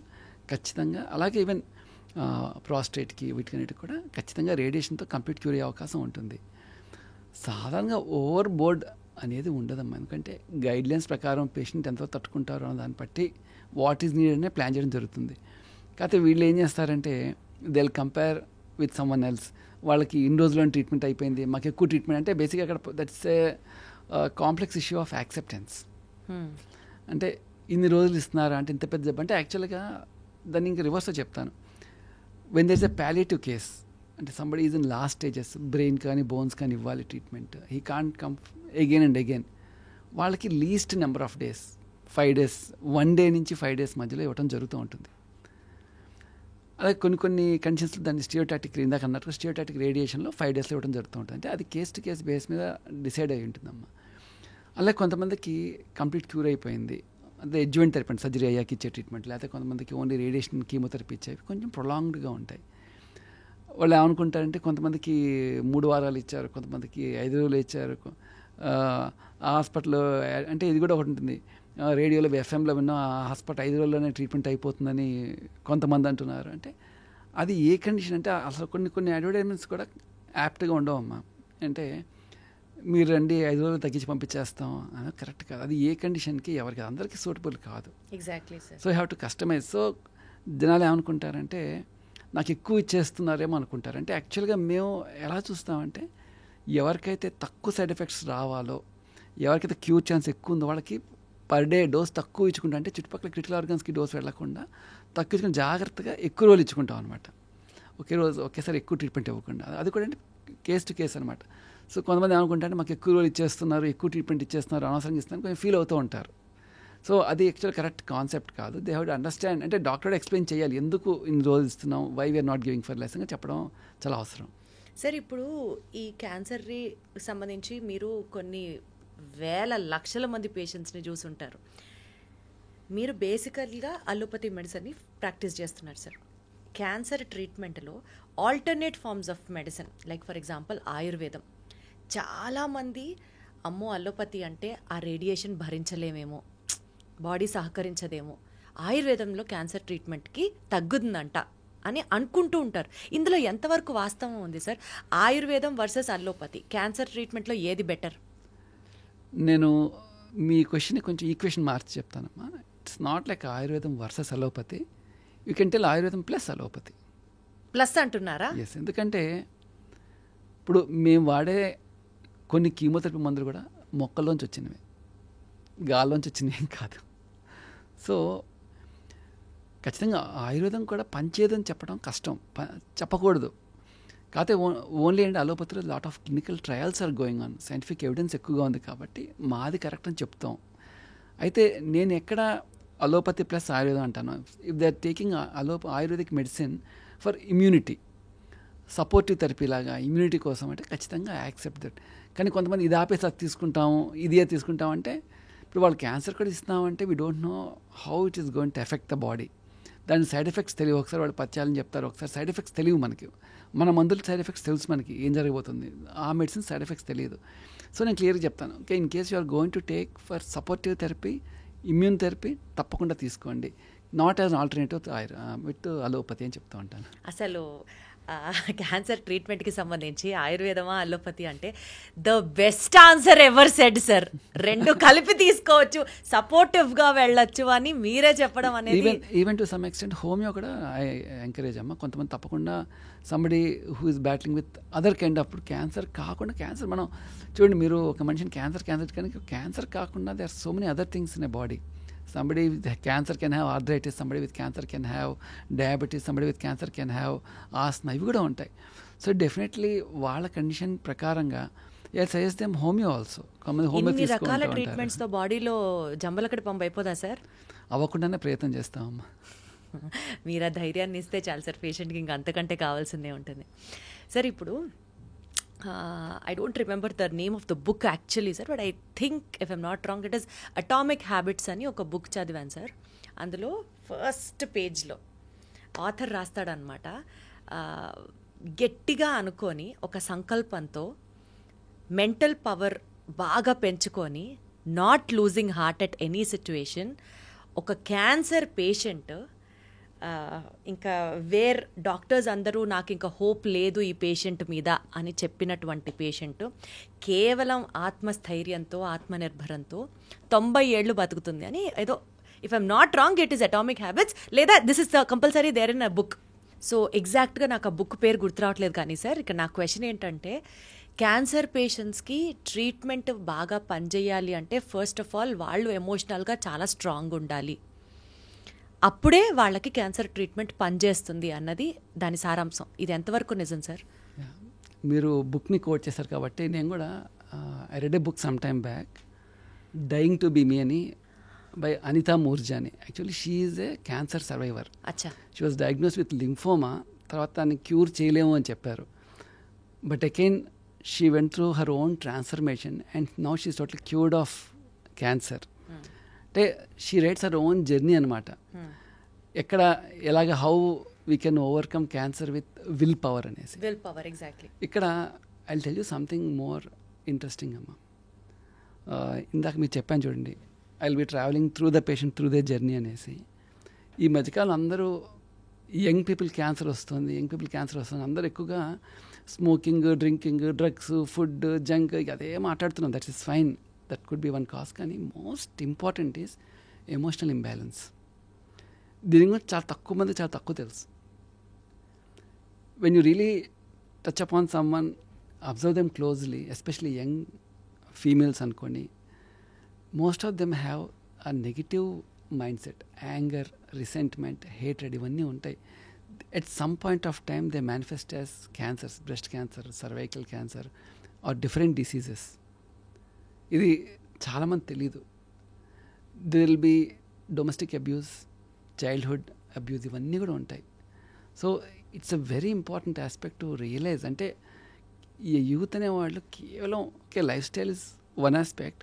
It's very important to be mentally strong and emotional balance చాలా ఇంపార్టెంట్. ఈ మధ్యకాలం అంటే ఓల్డర్ జనరేషన్తో కంపేర్ చేస్తే I feel this younger generation is not more prepared for stress or emotional imbalance అనిపిస్తూ ఉంటుంది నాకు. అంటే we have accepted so many failures in life, కానీ I feel this generation is not ready to accept failures. Short cut ఇందాక అడిగారు కదా, medicine అంటే జుట్టు పండిపోవాలంటే, బట్ దానికి ప్రిపేర్ అయ్యి మనం ముందుకు వెళ్ళాం. సో బేసిక్గా ఎమోషనల్ బ్యాలెన్స్ చాలా ఇంపార్టెంట్. అలాగే somebody diagnose with cancer, constantly they need to motivate themselves or somebody close to them have to motivate them. ఆ విల్ పవర్ ఉన్న వాళ్ళకే సక్సెస్ చాలా ఎక్కువగా ఉంటుంది ఖచ్చితంగా. ఎందుకంటే వ్యాధిని ఫైట్ చేయగల కెపాసిటీ ఉంటుంది. సార్ అసలు ఎంత డీప్ ఉంది సార్, ఈ పాయింట్ గురించి ఎవరూ మాట్లాడలేదు. కానీ సార్ అంటే నిజంగా బోన్స్లోకి వెళ్ళిపోయిన క్యాన్సర్కి కానీ బ్రెయిన్లోకి వెళ్ళిపోయిన క్యాన్సర్కి కూడా విల్ పవర్ వల్ల పేషెంట్ జయించిన సందర్భాలు ఉన్నాయా సార్? మెడికల్ హిస్టరీ ఏమంటారు దాన్ని, మెడికల్ మిరాకిల్ అంటారా? దేర్ ఆర్ సమ్ మిరాకిల్స్ అమ్మ హియర్ అండ్ దేర్, కానీ more than a complete cure it will help them to have a peaceful life. It's complete cure అయిపోయి రికవర్ అవటం అనే ఆస్పెక్ట్ కన్నా కూడా, if they understand themselves, they understand they subconscious, what is happening in my subconscious అని వాళ్ళకి అర్థమవుతాయి కనుక. అంటే nowadays people are more informed, కొంచెం ఎడ్యుకేటెడ్ వాళ్ళు ఉన్నారు కాబట్టి now trends are changing. They are more better equipped to face the disease. అంటే ఒకటి సార్, ఇది క్యాన్సర్ ఉంది అని డయాగ్నోజ్ అయిన వెంటనే ఈ రేడియేషను, కీమోథెరపీతో పాటు మెడికల్ కౌన్సిలింగ్ కూడా స్టార్ట్ అయిపోతూ ఉంటే బెటర్గా sir. It will help patient మీరు అన్నట్లు పీస్ఫుల్గా ఉండడానికి. చాలా అవసరం అమ్మా, ఎందుకంటే కౌన్సిలింగ్ అనేది చాలా అవసరం. ఇప్పుడు nowadays there many counsellors, especially oncology patients కోసం చాలామంది psychologist are available in Hyderabad. కానీ ఇంకా పేషెంట్స్కే కొంచెం టాబు ఉందన్నమాట. మనం వెళ్ళాలా వద్దా, వెళ్తే ఏమనుకుంటారు, అవన్నీ ఇంకా నెగిటివ్ మైండ్ సెట్లో ఉన్నారు. కానీ definitely counselling helps them a lot. Sir ఇప్పుడు ఒక్కటి చెప్పండి సార్, క్యాన్సర్ గురించి, క్యాన్సర్ ట్రీట్మెంట్ గురించి ఇంత డీటెయిల్గా మాట్లాడుకున్నాం కదా. Now will come to the basics sir. Cancer అన్నది ఇవాళ రేపటి రోజుల్లో చాలా ఫ్రీక్వెంట్గా వినేస్తున్నాం. అందరికీ క్యాన్సర్ వచ్చేస్తుంది. అంటే అందరికీ ఇన్ ద సెన్స్, నా ఉద్దేశం ఎప్పుడో రేర్గా వచ్చింది అని వినేది పోయింది ఈ మధ్యకాలంలో. మన చుట్టుపక్కల ఉన్న వాళ్ళకి వాళ్ళకుంది అనే ఒక కామన్ పాయింట్లా మాట్లాడేసుకుంటున్నాం. ఇంతలాగా క్యాన్సర్ పెరిగిపోవడానికి ఇవాల్టి జనరేషన్లో ఏంటి సార్ కారణాలు? ఆబ్వియస్లీ ఫుడ్, లైఫ్ స్టైల్, ఇవి అందరూ మాట్లాడతారు.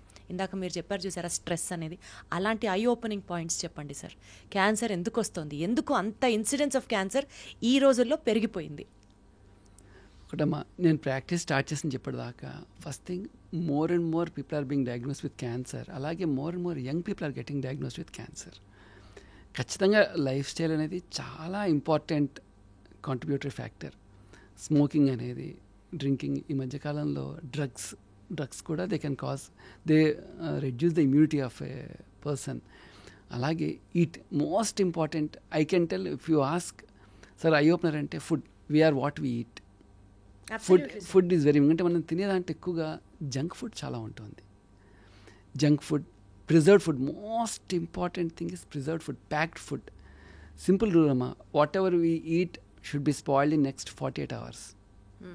అది స్పాయిల్ అవ్వలేదు అంటే అందులో ప్రిజర్వేటివ్స్ ఉన్నాయని అర్థం. సో ప్రిజర్వేటివ్స్, ప్యాక్డ్ ఫుడ్స్, ఇవన్నీ కాకుండా lot of pollution, what ever wheat, మనం తినే ఫుడ్లో కానీ, వాటర్లో కానీ, మిల్క్లో కానీ, ఎయిర్లో కానీ, అన్నిట్లోనూ పొల్యూషన్ ఉంది. అది కూడా one of the main contributory factor అమ్మా. అంటే వీటన్నిటిలో కూడా if you're keeping genetics, that's comes in the last in the list. So అలాగే ఇందాక చెప్పినట్టుగా స్ట్రెస్ని కూడా జాగ్రత్తగా హ్యాండిల్ చేసుకోగలగాలి.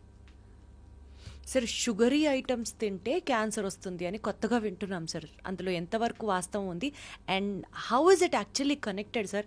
స్ట్రెస్కి క్యాన్సర్కి కనెక్షన్ ఎలాగా, షుగర్కి క్యాన్సర్కి కనెక్షన్ ఎలాగా సార్? ఒకటమ్మా, షుగరీ ఐటమ్స్ తింటే క్యాన్సర్ వస్తుంది అంటే క్యాన్సర్ ఏంటంటే I can tell you in different way. Already somebody is having cancer sir, somebody is having a cancer. If they consume more sugars అంటే cancer will take lot of glucose. Okay, అది ఫాస్ట్గా పెరగాలి కాబట్టి it requires lot of glucose. Okay. So cancer ఉన్న వాళ్ళు sugar తీసుకుంటే డెఫినెట్గా that will help cancer to grow more. ఎక్కువ షుగర్ తీసుకుంటూ ఉంటే. అలాగే నార్మల్ పర్సన్ షుగర్స్ తీసుకుంటే క్యాన్సర్ వస్తుంది అన్నది కొంతవరకు కరెక్ట్ కాదు. But only thing is sugar నుంచి వచ్చే వేరే ప్రాబ్లమ్స్ అంటే ఇండైరెక్ట్గా ఇట్ మే కాస్ క్యాన్సర్. అంటే షుగర్ నుంచి వచ్చేది ఒబేసిటీ, డయాబెటీస్. ఈ ఒబేసిటీ నుంచి మనకు చాలా క్యాన్సర్లు వస్తాయి. Ovarian cancer, breast cancer, endometrial cancer. This a list of cancers you get colorectal cancers from obesity. So direct link లేకపోతే this a indirect link. Similarly somebody is having cancer, కొంచెం sugars control చేసుకుంటే that's better. అలాగే stress అంటే డైరెక్ట్గా చెప్పాను. ఇప్పుడు క్యాన్సర్ అనేది it's not A+B=CM. It's always an imbalance between కాన్స్టెంట్గా బాడీలో క్యాన్సర్ని ప్రేరేపించే అంటే ప్రోత్సహించే కొన్ని ఫ్యాక్టర్స్ ఉంటాయి. అలాగే క్యాన్సర్ని కంట్రోల్ చేసే ఫ్యాక్టర్స్ చాలా ఉంటాయి. It's always a balance. What factors aggravate and what factors will balance it sir? మా బాడీలో they are some factors like tumour suppressor genes ఉంటాయి. కాన్స్టెంట్గా ఎక్సెస్ అంటే బాడీలో I will come back just I will retrieve back I will come back the basics. బాడీలో కాన్స్టెంట్గా ప్రతిరోజు కొన్ని థౌజండ్స్ ఆఫ్ సెల్స్ ప్రొడ్యూస్ అవుతూ ఉంటాయి. ఓకే. అందులో అన్వాంటెడ్ సెల్స్ని మన బాడీ రిమూవ్ చేస్తూ ఉంటుంది. ఓకే. ఇది మనకు తెలియకుండా జరుగుతూ ఉంటుంది. Some thousands of cells produce అవుతాయి, అందులో థౌజండ్స్ ఆఫ్ సెల్స్ అన్వాంటెడ్ సెల్స్ని రిమూవ్ చేస్తూ ఉంటుంది. Whenever there is excess production of those cells అంటే బికాస్ సమ్ ట్రిగరింగ్ ఫ్యాక్టర్స్ ఉంటాయి, మళ్ళీ కొన్ని జెనెటికల్ ఫ్యాక్టర్స్ ఉంటాయి, మళ్ళీ ఇందాక ఫ్యాక్టర్స్ లైక్ స్మోకింగ్ వాటన్నిటి మూలంగా ఏమవుతుందంటే ఫాస్ట్గా గ్రో అయ్యే నేచర్ వస్తూ ఉంటుంది. అలాగే ఎప్పుడైతే ఈ డెడ్ సెల్స్, అన్వాంటెడ్ సెల్స్ని రిమూవ్ చేసే కెపాసిటీ తగ్గుతుందో బాడీకి, then they will become imbalance. అప్పుడు అందుకని stress is one of the factor that will reduce the immunity of the body. ఇమ్యూనిటీని తగ్గిస్తుంది. ఇమ్యూనిటీ తగ్గించేసరికి ఆటోమేటిక్గా రకరకాల డిసీజెస్, నాట్ ఓన్లీ క్యాన్సర్, రకరకాల డిసీజ్ వచ్చే అవకాశం ఉంటుందండి. Got it sir. సార్ క్యాన్సర్ని ప్రివెంట్ చేయాలి అని అంటే స్క్రీనింగ్ ఫస్ట్ స్టేజ్ నుంచి చేయించుకోవడం it's a very healthy habit అని అందరు చెప్తూ ఉంటారు. ఈ నేపథ్యంలో స్క్రీనింగ్ టెక్నిక్స్ అంటే స్కాన్స్, ఎక్స్రేలు ఇవే ఉంటాయా సార్? లేదా క్యాన్సర్ని మనం ఏదన్నా ఒక బ్లడ్ టెస్ట్ ద్వారా కూడా తెలుసుకునే ప్రయత్నం చేయొచ్చా? అలాంటి బ్లడ్ టెస్ట్లు వచ్చాయా? ఎస్ అమ్మా. అంటే స్క్రీనింగ్ అంటే వ్యాధి ప్రారంభం అవ్వకముందు, ఫస్ట్ స్టేజ్ కూడా కాదు, 0 స్టేజ్లో కనుక్కోవటాన్ని స్క్రీనింగ్ అంటారు. అంటే సాధారణంగా బాడీలో క్యాన్సర్ మార్పులు వచ్చిన తర్వాత క్యాన్సర్ రావడానికి కనీసం it will take some time. అంటే కొన్ని అగ్రెసివ్ కండిషన్స్ పక్కన పెడితే సాధారణంగా అట్లీస్ట్ 1-1.5 ఇయర్ టైం పడుతుంది. ఈ లోపల అంటే ఇందాక చెప్పేట్టుగా ఎక్స్రేస్ అంటే యూజువల్గా బ్రెస్ట్ క్యాన్సర్కి మ్యామోగ్రఫీ చేయడం జరుగుతూ ఉంటుంది. అలాగే సర్వైకల్ క్యాన్సర్కి ప్యాప్స్మియర్ టెస్ట్ చేయడం జరుగుతూ ఉంటుంది. ఇవి కాకుండా తప్పకుండా మనం ప్రాస్టేట్ క్యాన్సర్కి, ఓవేరియన్ క్యాన్సర్కి బ్లడ్ టెస్ట్ ద్వారా కూడా అర్లీగా తెలుసుకునే అవకాశం ఉంటుందమ్మా. ఏమేం టెస్టులు సార్ అవి? బ్లడ్ టెస్ట్ అంటే ఇప్పుడు క్యాన్సర్ ఉందా లేదా అని తెలియడానికి ఎలాంటి బ్లడ్ టెస్టులు చేయించుకోవాలి చెప్పండి. అన్నిటికంటే ముఖ్యం అమ్మా, ఈ రోజుల్లో జనరల్ హెల్త్ చెకప్తో పాటు క్యాన్సర్ స్క్రీనింగ్ ప్యాకేజ్ కూడా యాడ్ చేశారు. మామూలుగా బేసిక్గా చేసే కామన్ బ్లడ్ సిబిపి అంటారు, కామన్ బ్లడ్ టెస్ట్లో చాలా తెలుస్తాయి ఒకవేళ హెమటలాజికల్ చేంజెస్ ఉన్నా. అది కాకుండా మగవాళ్ళ ప్రాస్టేట్ ఉంటుంది, ప్రాస్టేట్ క్యాన్సర్కి పిఎస్ఏ ఉంటుంది, ప్రాస్టేట్ స్పెసిఫిక్ యాంటీజెన్. అట్లా కోలాన్కి సిఈఏ అని ఉంటుంది. అలాగే ఓవరియన్కి CA-125. అలా రకరకాల బ్లడ్ టెస్ట్ అవైలబుల్గా ఉన్నాయమ్మా. అది కాకుండా ఈ మధ్యకాలంలో లిక్విడ్ బయాప్సీ కూడా వచ్చింది. అంటే that is not for screening. ఎవరికైనా డిసీజ్ డయాగ్నోస్ అయ్యి we're not able to reach that part, బ్లడ్లో తిరిగే కణాల ద్వారా కూడా క్యాన్సర్ ఉంది అని డయాగ్నోస్ చేసుకోవచ్చు. ఎంత అడ్వాన్స్మెంట్స్ వచ్చేసాయి సార్ అసలు. Wonderful sir. ఫైనల్ క్వశ్చన్ అడిగే ముందర మిమ్మల్ని ఒక క్వశ్చన్ అడుగుతాను సార్, దాని తర్వాత కంక్లూజన్ క్వశ్చన్ అడుగుతాను. ఎట్లా sir, what is your health secret, what is your beauty secret, what is your fitness secret, అది చెప్పండి first. And then will adapt your lifestyle into our lifestyles also. ఎట్లా maintain చేస్తున్నారు sir ఇంత సన్నగా, ఫిట్గా, హెల్దీగా? What's your secret sir? First thing, I feel positive mental attitude is very important. అది చాలా ఇంపార్టెంట్ ఫర్ ఎవరికన్నా కూడా. ఆ తర్వాత మనం తీసిన ఫుడ్, ఇందాక మీరు చెప్పినట్టుగా వీఆర్ వాట్ వీ ఈట్ అనేసి, అంటే ఏం తింటున్నాం, ఎలాంటి ఫుడ్ తింటున్నాం అనేది చాలా ఇంపార్టెంట్. అట్లా అని it should not be killer of fun. ఏమీ తీసుకోకుండా కేవలం అవే తినాలని కాదు. You should have balanced diet. The same time exercise is also very important. ఖచ్చితంగా అట్లీస్ట్ వీక్లీ 5 days ఒక half an hour to 40 minutes. నా పేషెంట్స్కి చెప్తూ ఉంటాను, మీ ట్రీట్మెంట్ అయిపోయిందని రిలాక్స్ అవ్వడం కాదు. చాలామంది ఏం చేస్తారు, ట్రీట్మెంట్ అయిపోయిందని రెస్ట్ తీసుకోవాలని పని చేయడం మానేస్తారు, కదలటం మానేస్తారు. అది కాదు, you should go for regular exercise. So exercise important and it's important to keep your self hydrated. Adequate amount of water తాగుతూ ఉండాలి. ఇంటర్వ్యూ మధ్యలో 4 సార్లు వాటర్ తాగారు, చిన్న చిన్న బాటిల్స్. నేను అసలు అట్లానే కూర్చొని చూస్తున్నాను. సో ఇవన్నీ మీరు కూడా ఫాలో అవుతారు అంటారు, సింపుల్గా చెప్పాలంటే. కాదు సార్, నా ఉద్దేశం ఏంటంటే ఏవో కషాయాలు తాగితే క్యాన్సర్ రాదంటారు, నట్స్ తీసుకుంటే క్యాన్సర్ రాదంటారు, ఇమ్యూనిటీ బాగా పెరుగుతుంది కాబట్టి క్యాన్సర్ రాదంటారు. ఇట్లా యూట్యూబ్లో యాజ్ ఐ సెడ్, ఇప్పుడు YouTube is the biggest doctor. అందరికంటే కూడా YouTube is the biggest doctor. యూట్యూబ్లో మనకు దొరికేవి అన్నట్లుగా కాకుండా I genuinely wanted to know ఏం తింటే మంచిది, ఏ లైఫ్ స్టైల్ అడాప్ట్ చేసుకుంటే మంచిది. What you have to say about that? ఎక్కువగా చెప్పినట్టుగా ఇందాక అడిగినట్టుగా ఇండైరెక్ట్గా చెప్తాను, కానీ కార్బోహైడ్రేట్ ఫుడ్ మ్యాక్సిమం తగ్గించుకోవాలి. ఇందాక జంక్ ఫుడ్ గురించి చెప్పుకున్నాం మనం. అలా ఎక్కువగా రోస్టెడ్ ఉంటాయి కదా, మనం బార్బిక్యూస్ చాలా కామన్గా తింటూ ఉంటాం ఈ మధ్య, అవి కూడా మంచిది కాదు. ఎక్కువగా మోస్ట్లీ న్యాచురల్ ఫుడ్స్ తీసుకోవటం మంచిది. అంటే కుక్ చేసినా కూడా డీప్ ఫ్రైడ్ కాకుండా, ఇట్స్ నాట్ దట్ ఇది తినాలి అది తినకూడదని ఏం కాదు. వాట్ ఎవర్ యూ ఈట్, ఎక్కువగా న్యాచురల్ ఫుడ్స్ అంటే మీరు చెప్పిన నట్స్ కానీ ఇవన్నీ కూడా they are very good for health. కానీ న్యాచురల్ ఫుడ్స్ తీసుకోవటం మంచిది. ఎప్పుడు కూడా that's more our body is more close to our nature. ఎక్కువ నేచర్లో అవైలబుల్ న్యాచురల్ ఫుడ్స్ ఎక్కువ తీసుకుంటాం మంచిదమ్మా. సార్ 10,000 అడుగులు వేస్తే మనకి ఇంకా క్యాన్సర్ రాదు, ఫిట్గా ఉంటాము, ఇది కూడా చెప్తున్నారు కదా సార్. ఇలాంటి వాటి గురించి మీరు ఏమంటారు? ఎక్సర్సైజ్ అంటే in what form of exercise? Whatever your body fits అమ్మా. కొంతమందికి వాకింగ్ సెట్ అవుతుంది, కొంతమందికి జిమ్కి వెళ్తారు, కొంతమందికి యోగా సెట్ అవుతుంది. సో ఇదే చేయాలి అన్నది కష్టం. సో ఒక్కొక్కళ్ళ బాడీకి ఒక్కొక్కళ్ళకి సెట్ అవుతూ ఉంటుంది. సో వాట్ ఈ suitable for your body adapt చేసుకోవాలి. ఓకే, బట్ ఏదైనా సరే ఫిజికల్ ఎక్సర్సైజ్ అనేది కంపల్సరీగా పెట్టుకోవాలి. WHO చెప్తున్నామా, వారానికి 5 రోజుల పాటు ఖచ్చితంగా వాలంటరీ ఫిజికల్ ఎక్సర్సైజ్. ఇప్పుడు చాలామంది ఏం చేస్తారంటే, నేను వంటింట్లోంచి గదిలోకి వస్తున్నాను, బయట బట్టలారేస్తున్నాను, తిరుగుతున్నాను పైగా అంటే, that is not a voluntary physical exercise. ఖచ్చితంగా వాలంటరీగా వాకింగ్కి వెళ్ళటం కానీ, యోగా చేయటం కానీ, something voluntary physical exercise needed. అద్భుతం sir. We have talking about ఎలా అయితే క్యాన్సర్ వస్తుంది, క్యాన్సర్కి ట్రీట్మెంట్స్ ఏంటి, ఎన్ని రకాల క్యాన్సర్స్ ఉన్నాయి, రేడియేషనా, కీమోథెరపీయా, చాలా సబ్జెక్ట్ మాట్లాడుకున్నాం సార్. అండ్ నాకు అసలు మీతో ఇంటర్వ్యూ చేస్తుంటే ఇన్ఫర్మేషన్ అట్లా అంటే బోలేనంత నాలెడ్జ్ వస్తుంది, but it is not feeling like as if అబ్బా ఇది మన సబ్జెక్ట్ కాదు కదా అన్నట్టుగా చాలా ఇంట్రెస్టింగ్గా, చాలా రిలేటబుల్గా మాట్లాడారు sir. Thank you so much. నాకు కూడా ఒక డాక్టర్తో మాట్లాడిన ఫీలింగే వచ్చింది. నాట్ అంటే చాలామంది పాపం వాళ్ళకి అవగాహన లేకపోవటం మూలంగా ఎక్కువ నాలెడ్జ్ ఉండదు ఇంటర్వ్యూ చేసేవాళ్ళకి, కానీ మీతో మాట్లాడుతుంటే ఒక డాక్టర్తో మాట్లాడిన ఫీలింగ్ వచ్చింది. Thank you so much for inviting అమ్మా. All the best sir. More power to you. చాలా మందికి ఇంకా మీరు ట్రీట్మెంట్ ఇవ్వాలి అని వాళ్ళని నయం చేయాలి, ఆ శక్తి దేవుడు మీకు ఇవ్వాలని మనస్ఫూర్తిగా కోరుకుంటూ thank you so much sir. Sir, one life lesson what medicine has taught you. Whatever you can do without expecting. But I really believe మన పాజిటివ్ యాటిట్యూడ్ ఉంటేనే మనం ఏదైనా సాధించగలం. గట్ని మనం కరెక్ట్గా డీల్ చేసినట్లయితే అది మనకి పాజిటివ్ హార్మోన్స్ ని రిలీజ్ చేస్తుంది. షుగర్ వచ్చిన వాళ్ళ పరిస్థితి ఏంటి? పొట్ట దగ్గర పెరిగితే దాన్ని ఆండ్రాయిడ్ అంటారు, ఆండ్రాయిడ్ ఫోన్ కదా. అసలు థాట్స్ ఎందుకు వస్తాయి? బ్రెయిన్ డెడ్ అంటే దానికి ప్రపంచం అంతా కూడా కొన్ని నిర్దిష్టమైనటువంటి లక్షణాలు. మానసికంగా ధైర్యంగా ఉంటే క్యాన్సర్ జయించవచ్చు. You are a doctor for a cause sir, అంతే. వాళ్ళకి వచ్చిన ఆదాయం కాకుండా ఫ్రీ సర్వీస్ ఎంతమందికో చేస్తుంది.